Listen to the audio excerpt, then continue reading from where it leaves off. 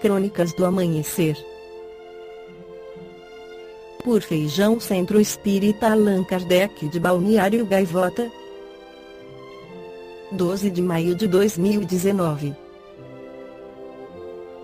Dia das Mães. Como surgiu a celebração no Brasil e por que a data varia em outros lugares do mundo?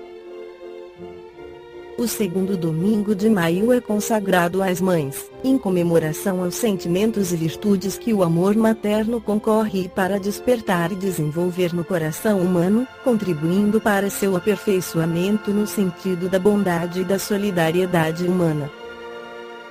Assim declara o Decreto de número 21.366, assinado pelo então presidente Getúlio Vargas 1882-1954 e publicado em 5 de maio de 1932. O documento ainda tece 3 considerações para justificar a lei que vários dias do ano já foram oficialmente consagrados à lembrança e à comemoração de fatos e sentimentos profundamente gravados no coração humano, que um dos sentimentos que mais distinguem e dignificam a espécie humana é o de ternura, respeito e veneração, que evoca o amor materno, e que o Estado não pode ignorar as legítimas imposições da consciência coletiva. E, embora não intervindo na sua expressão, e do seu dever reconhecê-las e prestar o seu apoio moral a toda obra que tenha por fim cultuar e cultivar os sentimentos que lhes imprimem força afetiva de cultura e de aperfeiçoamento humano. Mas o modelo da efeméride brasileira foi copiado dos Estados Unidos, conforme atestam pesquisadores. Apesar de já existirem manifestações inclusive na Grécia Antiga e em outros países, o Dia das Mães como é visto hoje foi uma criação americana, do fim do século XIX, afirma o psicólogo social Sérgio Silva Dantas, professor de marketing da Universidade Presbiteriana Mackenzie. Se a data foi oficializada no Brasil em 1932, sua consolidação veio mesmo na época do regime militar de 1964 a 1985. Copiava-se tudo dos Estados Unidos e durante a ditadura houve uma valorização enorme da família e das mães, em particular, diz a historiadora Mary Del Priore, autora de História das Mulheres no Brasil. A maternidade bem vivida, a mulher dedicada aos filhos era um perfil exaltado em concurso, valorizado e que ganhava capas de revista, lembra Ana Jarvis. A norte-americana Ana Maria Jarvis 1864-1948 é considerada a idealizadora do modelo contemporâneo do Dia das Mães. Em 1905, ela perdeu a mãe e, profundamente deprimida, resolveu militar por uma data que homenageasse o sentimento materno. Conforme conta o professor Dantas, a tal mãe, que também se chamava Ana, era reconhecida como uma grande mãezona na comunidade onde vivia, no estado americano da Virgínia Ocidental. Participante da Igreja Metodista, ela desenvolvia uma série de trabalhos sociais, conta o pesquisador. Assim, sua morte gerou comoção. A celebração criada pela filha, uma mulher solteira e sem filhos, foi ganhando grandes proporções. Ganhou repercussão muito grande, mesmo em tempos em que não havia redes sociais. Viralizou. Tanto que o presidente da época resolveu oficializar o segundo domingo de maio como o Dia das Mães em todo o país, relata o professor. Na época, o presidente americano era Woodrow Wilson 1856-1924. No Brasil, mas a data foi oficializada apenas em 1932 no Brasil e ganhou forte apelo comercial décadas mais tarde. Dantas conta que já havia comemorações anteriores no país. Segundo minhas pesquisas, havia homenagens principalmente ligadas a igrejas, em boa parte das igrejas cristãs, diz ele.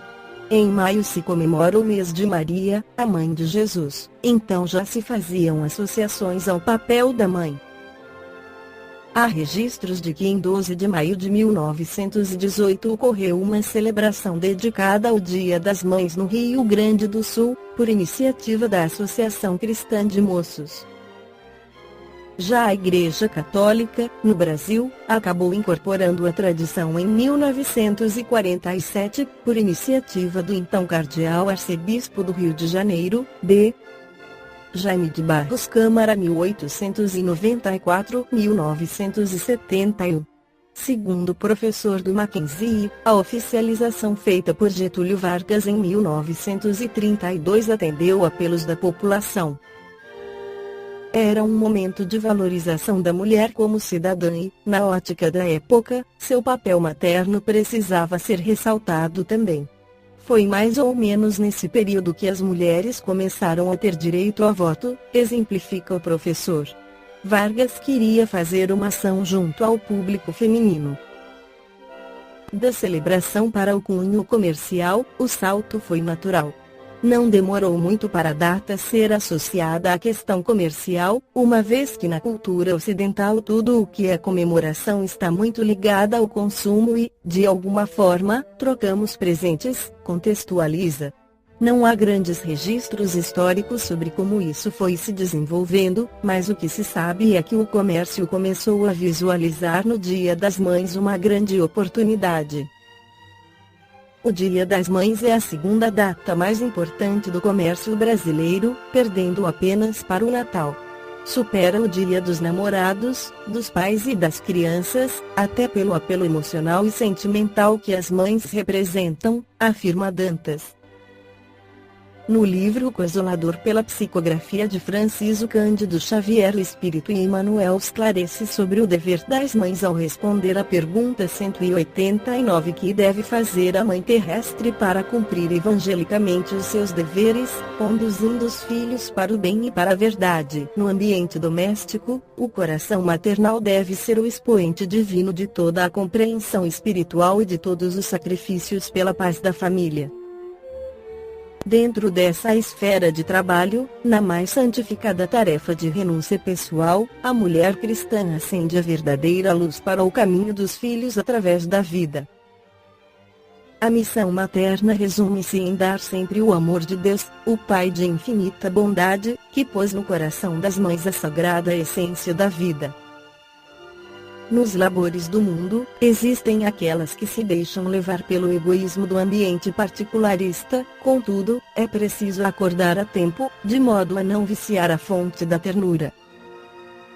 A mãe terrestre deve compreender antes de tudo, que seus filhos, primeiramente, são filhos de Deus.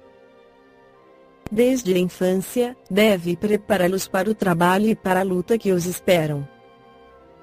Desde os primeiros anos, deve ensinar a criança a fugir do abismo da liberdade, controlando-lhe as atitudes e concentrando-lhe as posições mentais, pois que essa é a ocasião mais propícia à edificação das bases de uma vida.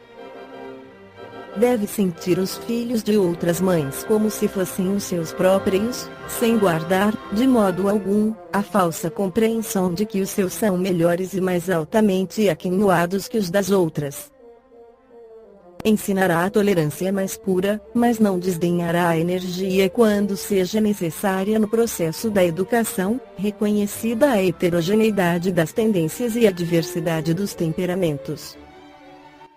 Sacrificar-se de todos os modos ao seu alcance, sem quebrar o padrão de grandeza espiritual de sua tarefa, pela paz dos filhos, ensinando-lhes que toda dor é respeitável, que todo trabalho edificante é divino, e que todo desperdício é falta grave. Ensinar-lhes ao respeito pelo infortúnio alheio, para que sejam igualmente amparados no mundo, na hora de amargura que os espera, comum a todos os espíritos encarnados. Nos problemas da dor e do trabalho, da provação e da experiência, não deve dar razão a qualquer queixa dos filhos, sem exame desapaixonado e meticuloso das questões, levantando-lhes os sentimentos para Deus, sem permitir que estacionem na futilidade ou nos prejuízos morais das situações transitórias do mundo. Será ele no lar o bom conselho sem parcialidade, o estímulo do trabalho e a fonte de harmonia para todos. buscará na piedosa Mãe de Jesus o símbolo das virtudes cristãs, transmitindo aos que a cercam os dons sublimes da humildade e da perseverança, sem qualquer preocupação pelas gloriosas efêmeras da vida material. Cumprindo esse programa de esforço evangélico, na hipótese de fracassar em todas as suas dedicações e renúncias, compete às mães incompreendidas entregar o fruto de seus labores a Deus, prescindindo de qualquer julgamento do mundo, pois que o Pai de misericórdia saberá apreciar os seus sacrifícios e abençoarão as suas penas, no Instituto Sagrado da Vida Familiar. Esta foi a crônica do amanhecer de 12 de maio de 2019. Por Feijão Centro Espírita Allan Kardec de Balneário Gaivota. Que a paz esteja com todos.